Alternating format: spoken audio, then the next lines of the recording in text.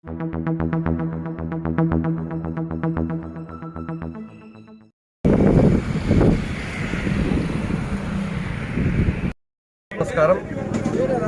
ఈరోజు యుగ పురుషుడు నందమూరి తారక రామారావు గారి 28వ వర్ధంతి కార్యక్రమాన్ని పలంనేరు నియోజకవర్గం గంగవరం మండలంలో ఈరోజు ఘనంగా నిర్వహించడం జరుగుతూ ఉంది. ముఖ్యంగా తెలుగువారికి ఒక ఆత్మగౌరవాన్ని నింపిన మహానేత, మహానాయకుడు. ఆయన గురించి ఎంత చెప్పినా కూడా తక్కువే అని చెప్పి కూడా ఈ సందర్భంగా తెలియజేస్తున్నాం. ఆయన మన మధ్యలో భౌతికంగా లేకపోయినప్పటికి కూడా ఆయన తీసుకొచ్చిన సంస్కరణలు అయితేనేమి, ఆయన సినీ రంగము ఇటు రాజకీయ రంగంలో ఏ రంగంలోనైనా తిరుగులేని నాయకుడిగా ఎదిగిన మహానాయకుడు నందమూరి తారక రామారావు గారు.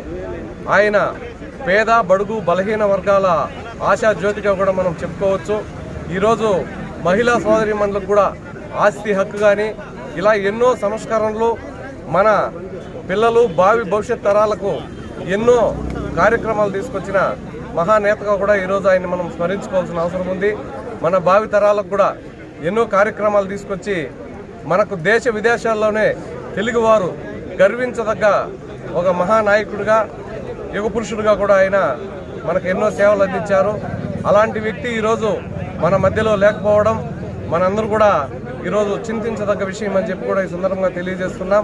అదే కాకుండా రాజకీయాల్లో ఇటు బడుగు బలహీన వర్గాలకు ఎంతోమందికి కూడా రాజకీయ భిక్ష పెట్టినటువంటి మహానాయకుడు నందమూరి తారక రామారావు గారు. వారిని మరొక్కసారి మనమందరూ స్మరించుకోవాల్సిన అవసరం.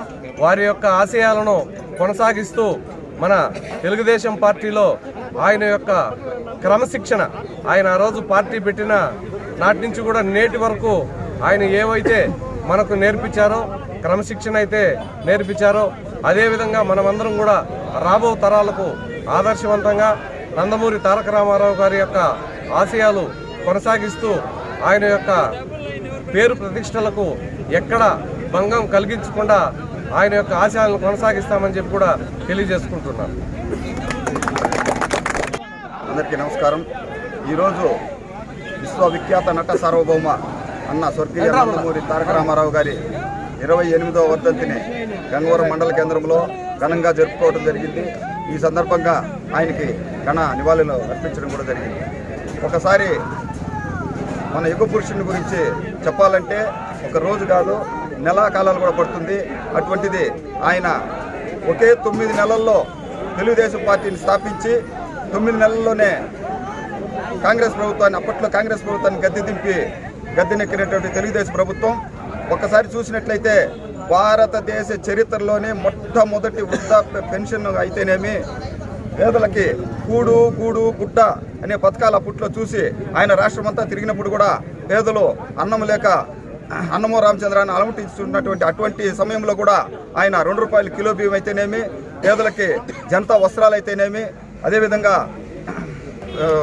గృహ పథకాలు అయితేనేమి, అదేవిధంగా ప్రతి ఒక్కటి అయితే కూడా పేదల్ని దృష్టిలో పెట్టుకుని ఆనాడే సంక్షేమం అంటే ఏమని ఆంధ్రప్రదేశ్కి తెలియజెప్పిన మహా వ్యక్తి మన స్వర్గీయ నందమూరి తారక రామారావు గారు. అటువంటి వ్యక్తిని స్మరించుకోవడం ఈరోజు చాలా సంతోషం.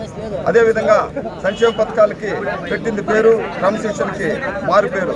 కాబట్టి ఆయన ఈరోజు స్మరించడం సంతోషంగా ఉందని తెలియజేసుకుంటూ నాకు ఈ అవకాశం ఇచ్చిన అందరికీ ధన్యవాదాలు సెలవు తీసుకుంటా. జై హింద్, జోహార్ ఇండియా.